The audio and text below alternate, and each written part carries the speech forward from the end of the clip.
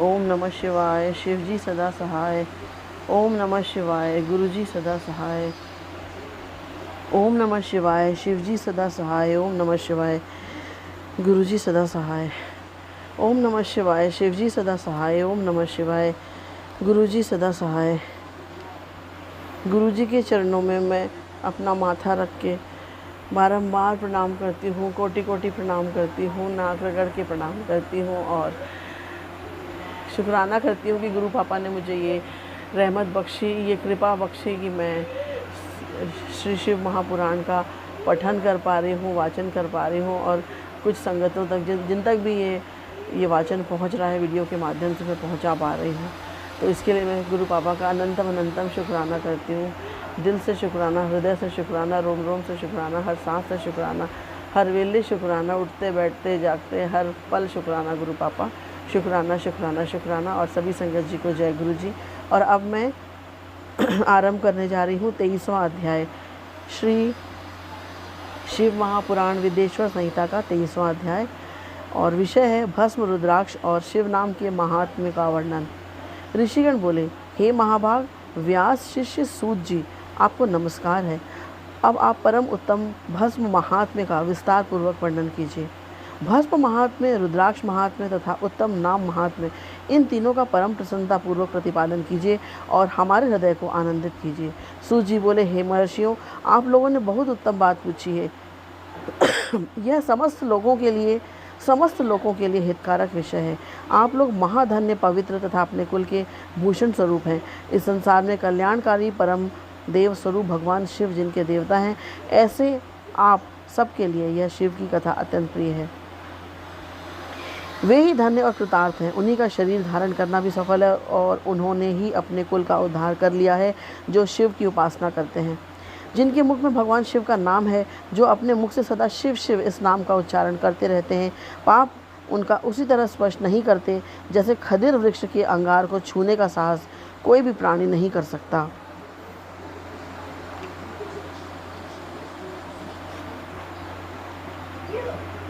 हे शिव, आपको नमस्कार है।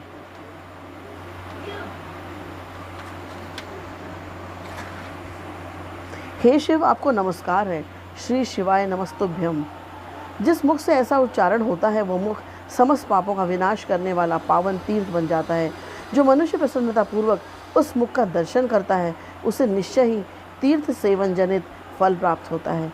हे ब्राह्मणों, शिव का नाम विभूति अर्थात भस्म तथा रुद्राक्ष, ये तीनों त्रिवेणी के समान परम पुण्य वाले माने गए हैं। जहाँ ये तीनों शुभतर वस्तुएं सर्वदा रहती हैं, उसके दर्शन मात्र से मनुष्य त्रिवेणी स्नान का फल पा लेता है।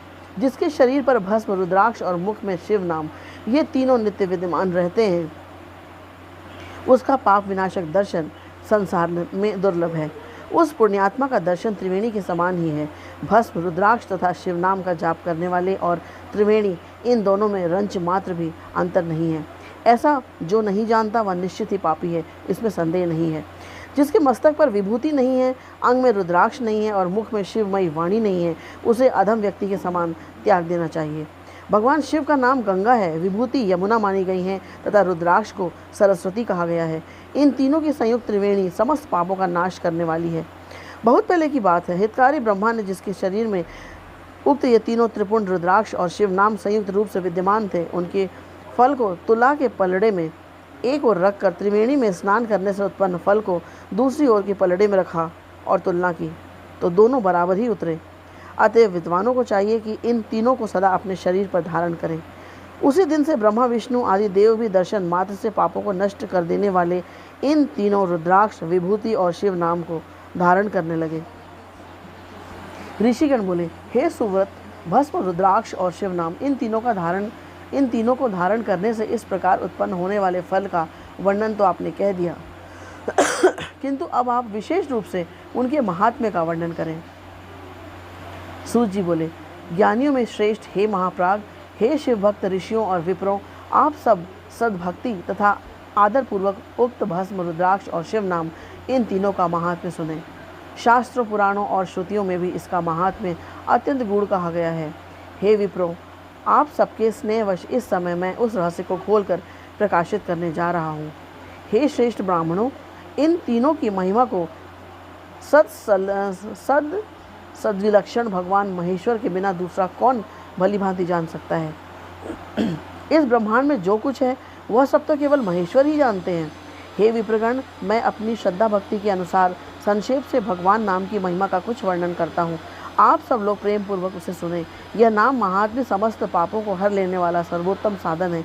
शिव इस नाम रूपी दावानल से महान पातक रूपी पर्वत अनायास ही भस्म हो जाता है। यह सत्य है, इसमें संशय नहीं है। हे शौनक, पाप मूलक जो नाना प्रकार के दुख हैं वे एकमात्र शिव नाम भगवान नाम से ही नष्ट होने वाले हैं। दूसरे साधनों से परिपूर्ण यत्न करने पर भी पूर्णतः नष्ट नहीं होते हैं। जो मनुष्य इस भूतल पर सदा भगवान शिव के नामों के जप में ही लगा हुआ है, वह वेदों का ज्ञाता है, वही पुण्यात्मा है, वह धन्यवाद का पात्र है तथा वह विद्वान माना गया है। हे मुने, जिनका शिव नाम जप में विश्वास है, उनके द्वारा आचरित नाना प्रकार के धर्म तत्काल फल देने के लिए उत्सुक हो जाते हैं। हे महर्षि, भगवान शिव के नाम से जितने पाप नष्ट होते हैं उतने पाप मनुष्य इस भूतल पर कर ही नहीं सकता। हे मुने, ब्रह्म हत्या जैसे पापों की समस्त अपरिमित राशियां शिव नाम लेने से शीघ्र ही नष्ट हो जाती हैं। जो शिव नाम रूपी नौका पर आरूढ़ होकर संसार समुद्र को पार करते हैं, उनके जन्म मरण रूप संसार के मूलभूत वे सारे पाप निश्चय ही नष्ट हो जाते हैं। हे महामुने, संसार के मूलभूत पातक रूपी वृक्ष का शिव नाम रूपी कुठार से निश्चय ही नाश हो जाता है। जो पाप रूपी दावानल से पीड़ित हैं, उन्हें शिव नाम रूपी अमृत का पान करना चाहिए। पापों के दावानल से दग्ध होने वाले लोगों को उस शिव नाम अमृत के बिना शांति नहीं मिल सकती। जो शिव नाम रूपी सुधा की वृष्टि जनित धारा में गोते लगा रहे हैं, वे संसार रूपी दावानल के बीच में खड़े होने पर भी कदापि शोक के भागी नहीं होते। जिन महात्माओं के मन में शिव नाम के प्रति बड़ी भारी भक्ति है, ऐसे लोगों की सहसा और सर्वथा मुक्ति होती है। हे मुनीश्वर, जिसने अनेक जन्मों तक तपस्या की है, उसी की शिव नाम के प्रति भक्ति होती है, जो समस्त पापों का नाश करने वाली है। जिसके मन में भगवान शिव के नाम के प्रति कभी खंडित न होने वाली असाधारण भक्ति प्रकट हुई है, उसी के लिए मोक्ष सुलभ है। यह मेरा मत है। जो अनेक पाप करके भी भगवान शिव के नाम जप में आदरपूर्वक लग गया है, वह समस्त पापों से मुक्त हो ही जाता है, इसमें संशय नहीं है। जैसे वन में दावानल से दग्ध हुए वृक्ष भस्म हो जाते हैं, उसी प्रकार शिव नाम रूपी दावानल से दग्ध होकर उस समय तक के सारे पाप भस्म हो जाते हैं।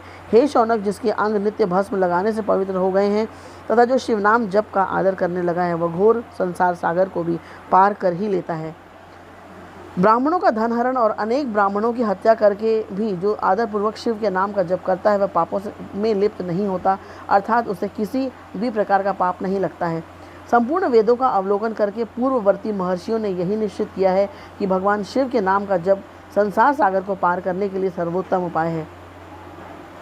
हे मुनिवरों, अधिक कहने से क्या लाभ। मैं शिव नाम के सर्व पापहारी महात्म्य का वर्णन एक ही श्लोक में करता हूँ। भगवान शंकर के एक नाम में भी पाप हरण की जितनी शक्ति है, उतना पातक मनुष्य कभी कर ही नहीं सकता। हे मुने, पूर्व काल में महापापी राजा इंद्रियुम्न ने शिव नाम के प्रभाव से ही उत्तम सद्गति प्राप्त की थी। इसी तरह कोई ब्राह्मणी युवती भी जो बहुत पाप कर चुकी थी, शिव नाम के प्रभाव से ही उत्तम गति को प्राप्त हुई।